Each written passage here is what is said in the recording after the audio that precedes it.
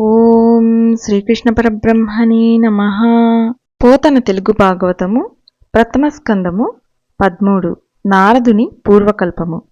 శ్లోకము 103. భావము.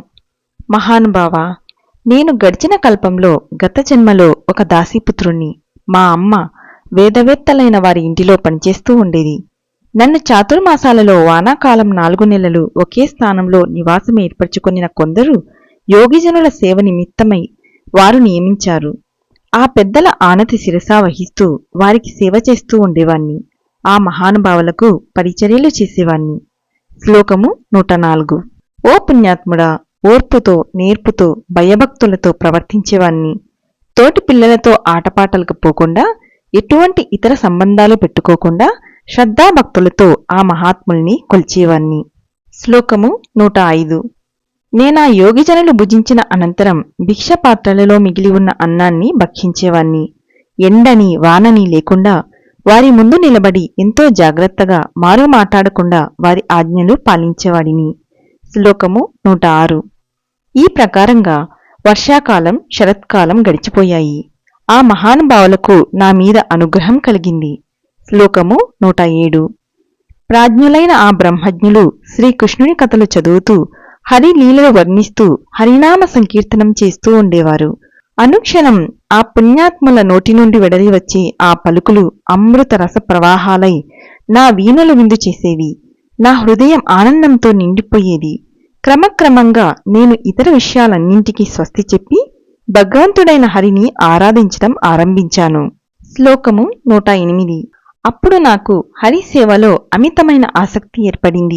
అందువల్ల నేను ప్రపంచాతీతుణ్ణి బ్రహ్మస్వరూపుణ్ణి అయ్యి, అట్టి నా యందు స్థూలం సూక్ష్మం అయిన ఈ శరీరం కేవలం మాయాకల్పితమని తెలుసుకున్నాను.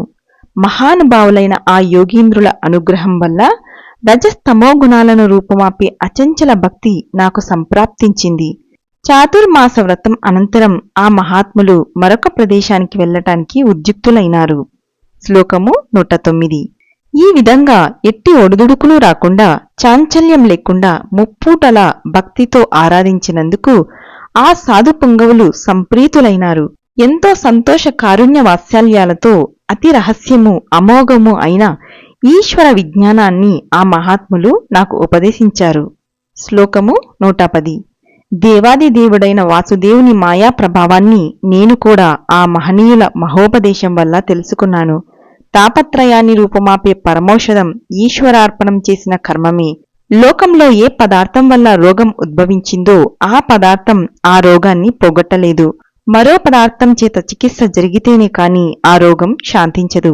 ఈ ప్రకారంగా కర్మలు భవబంధ కారణాలే అయినప్పటికీ ఈశ్వరార్పణం చేయటం మూలాన తమ అస్తిత్వాన్ని కోల్పోతాయి.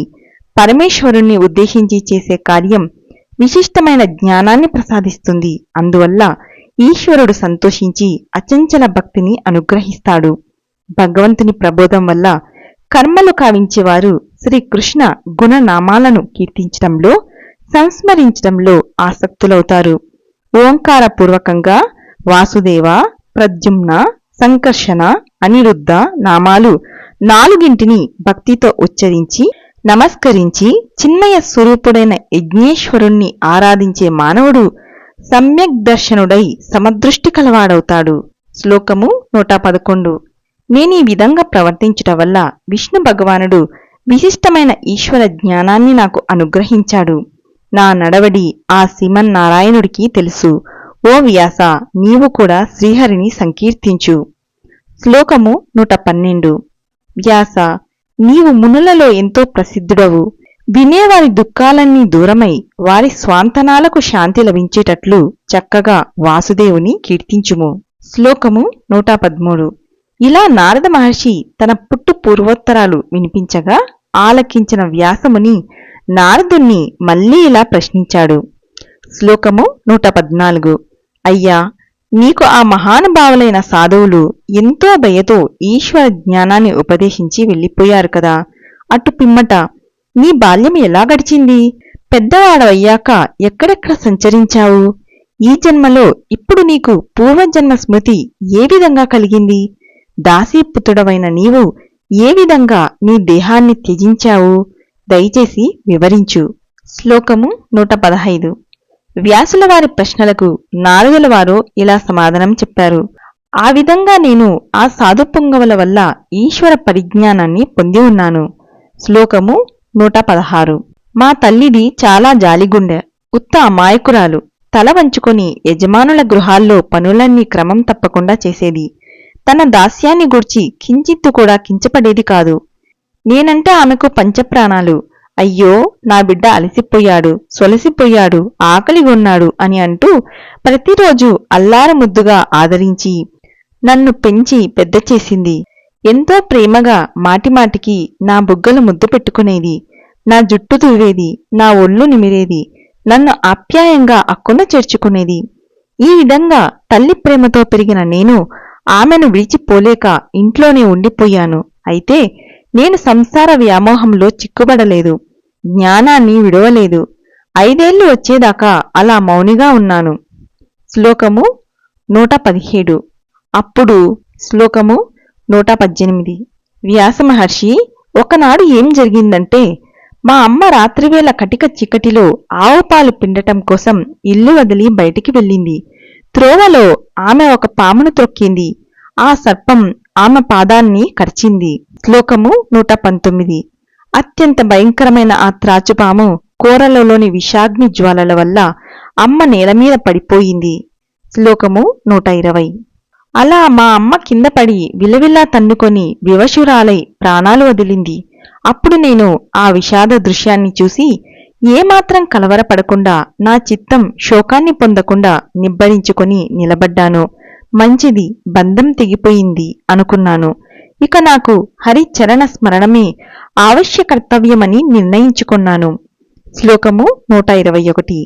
అలా అనుకున్న నేను ఉత్తర దిక్కుగా బయలుదేరి జనపదాలు, పురాలు, పట్టణాలు, గ్రామాలు, పల్లెలు, రేపల్లెలు, బిల్లవాటికలు, తోటలు దాటుకుంటూ ఖనిజాలతో చిత్రమైన రంగులద్దుకున్న పర్వతాలు, మదపూరితమైన ఏనుగులు, తొండాలతో విరపబడ్డ కొమ్మలు గల వృక్షాలు, బాటసారుల మార్గాయాసాన్ని పోగొట్టే తటాకాలు, నానా విధాలైన పక్షుల కలకల రావాలతో రమణీయమై వికసించిన తామరప్పులతో అలరారుతూ వాటి మకరందాన్ని త్రాగి పరవశించి పరిభ్రమించే తుమ్మిదలతో అందగిస్తున్న సరస్సులు దాటుతూ ముందుకు సాగాను.